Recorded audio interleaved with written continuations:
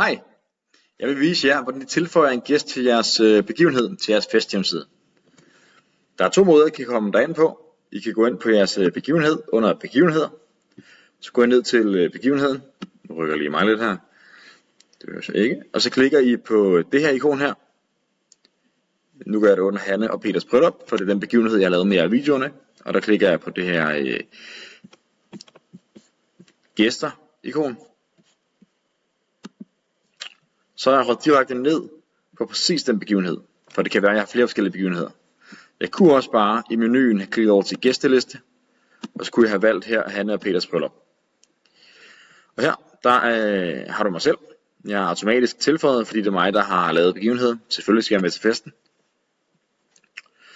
Men ellers så kan du klikke på tilføje en ny gæst, og skriver du navnet. Nu prøver jeg lige at notere mig selv igen her. Alexander. Så skriver jeg min e-mail.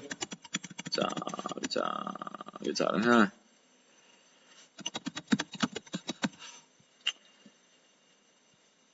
Og så sender vi en mail til mig. Og her er der lavet sådan en god standardmail. I kan ændre lige hvad I vil. Så hvis I gerne vil skrive hele mailen om, så gør I bare det. Helt automatisk så står der i mailen tidspunktet og stedet, den bliver holdt. Og ellers har vi udfyldt den. Og der kommer også til at stå den helt rigtige adresse til jeres festhjemmeside. Så I kan sagtens bruge den mail vi har lavet. I kan også sagtens lave den om. Men I skriver navn, og I skriver e-mail på personen der skal med. Og så klikker I tilføje gæst.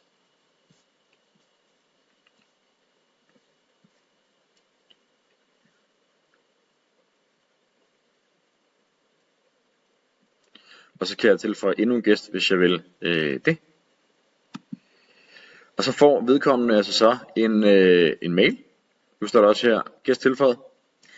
Vedkommende får en mail, og hvis vedkommende så klikker sig ind på din festhjemmeside, og klikker deltag ind på festhjemmesiden, så vil det her no, jeg siger nok ret til et nej, i snarlig fremtid, men så vil det blive om til et ja.